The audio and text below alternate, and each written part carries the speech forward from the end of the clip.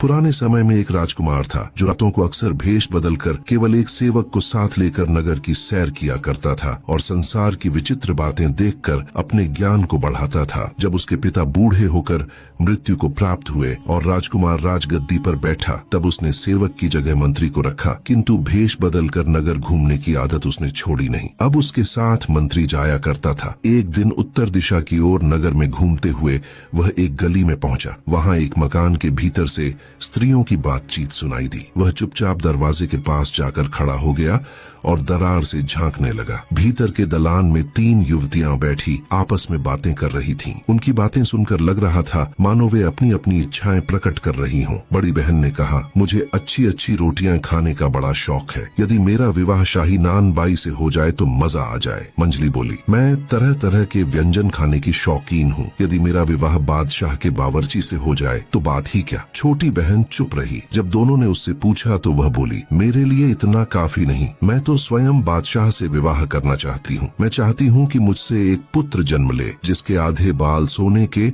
और आधे चांदी के हों, जिसके रोने पर आंखों से आंसुओं की जगह मोती गिरे और जिसके हंसने पर होठों से कलियां खिली मालूम हो। यह सुनकर बड़ी बहन ठहाका मारकर हंस पड़ी और बोली, तू तो हमेशा पागलों जैसी बातें करती है। मगर किस्मत को कुछ और ही मंजूर था। बादशाह को उनकी बातें सुनकर बड़ा आश्चर्य हुआ। उसने तुरंत मंत्री को आज्ञा दी, इस घर को ध्यान से पहचान लो और कल सुबह इन तीनों बहनों को मेरे सामने पेश करना। अगले दिन मंत्री ने आज्ञा का पालन किया और तीनों बहनों को दरबार में ले आया। छोटी बहन अपनी दोनों बहनों से कहीं अधिक सुंदर और तेजस्विनी निकली। उसकी आंखों से ही बुद्धिमत्ता झलक रही थी। बादशाह उसे देखते ही मोहित हो गया। फिर उसने कहा, कल रात तुम लोग अपने दलान में बैठी क्या बातें कर रही थीं?